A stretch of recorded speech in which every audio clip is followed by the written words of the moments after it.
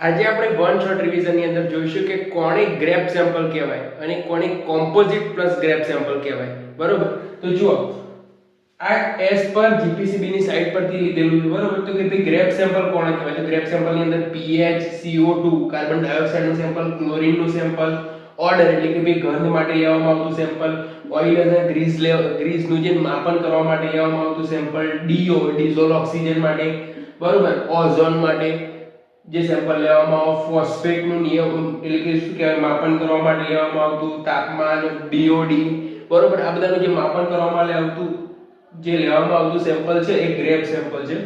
હવે grape plus composite ત્યાં side ઉપર એવું લખેલું છે કે ગ્રેપ પ્લસ કમ્પોઝિટ સેમ્પલ છે એ છે બોરોન, બરોબર, total organic compound, COD, chlorine, colour, cyanide, fluoride, metals, mercury, બરોબર, નાઇટ્રોજન, એમોનિયા, બરોબર, ત્યારબાદ જો ન્યુટ્રિયન્ટ જેવા કે નાઇટ્રેટ અને ફોસ્ફેટ, બરોબર, સલ્ફાઇડ અને ટર્બિડિટી, આવા જે સેમ્પલ લેવામાં આવે છે એને કમ્પોઝિટ પ્લસ ગ્રેપ સેમ્પલ, બરોબર, ગ્રેપ પ્લસ કમ્પોઝિટ સેમ્પલ કહેવામાં આવે છે.